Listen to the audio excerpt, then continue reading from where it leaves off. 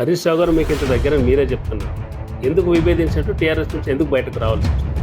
నేపథ్యం ఏంటంటే హరీష్ రావు గారు ఎప్పుడు వ్యక్తిగతంగా నాకు పార్టీ మారినంత మాత్రమే వ్యక్తిగతంగా నాకు ఏం లేదు. అట్లా అంటే ఏ వ్యక్తితో కూడా వ్యక్తిగతంగా ఏం లేదు. కానీ కొంతమంది వ్యక్తులు ఉంటారు.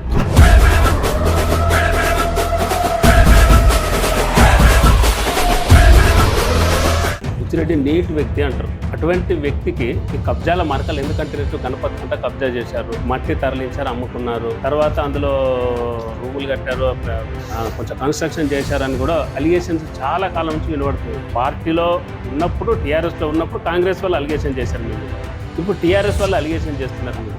ఎందుకు అట్లా అలిగేషన్స్ వస్తున్నాయి? నేను ప్రూఫ్స్ రిసీట్స్తో సహా గతంలో నేను ప్రెస్ మీట్ పెట్టినప్పుడు చూపెట్టిన. సో ఇలాంటి ఆరోపణలు ఇంకొకటి ఎవడన్నా మళ్ళీ చేస్తే అది ఖచ్చితంగా చెప్తాడు కొట్ట.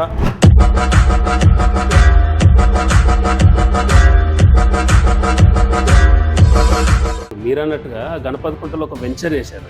ఆ వెంచర్లో ప్లాటింగ్ చేస్తున్నారు. మీ భాగస్వామ్యం కూడా ఉంది అందులో. చెప్తానండి. ఇప్పుడు గణపతి కుంట నేపథ్యం ఒక 2 నిమిషాలలో చెప్పాలి. ఇది గణపతి కుంట ఇక్కడ ఉంటుంది. గణపతి కుంట అనేది మ్యాప్ ఉంటుంది, మీకు ఇస్తాను కాపీ. గణపతి కుంట 8 ఎకరాల 5 అందరూ ప్రజలకు తెలవాలి. ఇది ఇంకొక ఆరోపణ చేసే వాళ్ళకు కూడా తెలవాలి.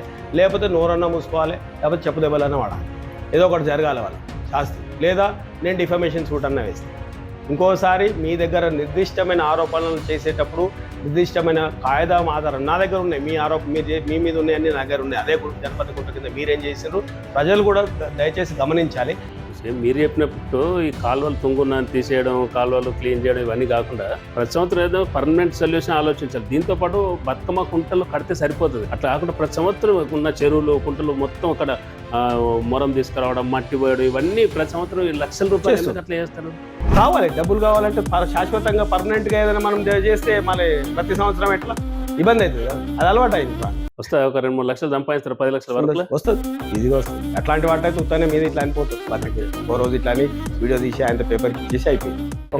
మీ ప్రభుత్వం ఉన్నది కదా, ఎంక్వైరీ చేయించవచ్చు, జైలు పంపొచ్చు వాళ్ళను. సిద్దిపేటలో 3 ఇంపార్టెంట్ ప్లేస్లలో వీళ్ళు కబ్జాలు వీరు అన్నారు. అరాచక ఏంటిదంటే 1668 survey number, 1340 survey number, 1301 survey number, ఈ 3 సర్వే నెంబర్లలో 2 ఎకరాల భూములు కబ్జా చేసి నేను ఆర్టీఏలో పెట్టగానే ఇంకొక వ్యక్తి ఇద్దరు పెట్టిన ఆర్టీఏ మీరు వాటికి ఖాళీ స్థలాగా డోర్ నంబర్లు వేసింది నిజమా కాదా?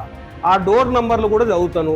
17-3- అని కంటిన్యూషన్ లో ఉన్న నంబర్లు ఎక్కడ మీవా కావా? కాంగ్రెస్ పార్టీలో చేరిన తర్వాత హరికృష్ణతో మీరు బాగా అటాచ్ అయి తిరిగారు. మీరే కాకుండా మీతో జాయిన్ అయిన కౌన్సిలర్లు కావచ్చు, వాళ్ళ భర్తలు కావచ్చు, ఎవరైనా కావచ్చు, ఇప్పుడు కొంత అంటి ముట్టినట్టు వ్యవహరిస్తున్నారు, విభేదాలు వచ్చినాయని ఒక ప్రచారం ఉంది. దానికి ఏమంటారు? కొంచెం తక్కువ ప్రోగ్రామ్స్కి అటెండ్ అవ్వడం జరుగుతుంది.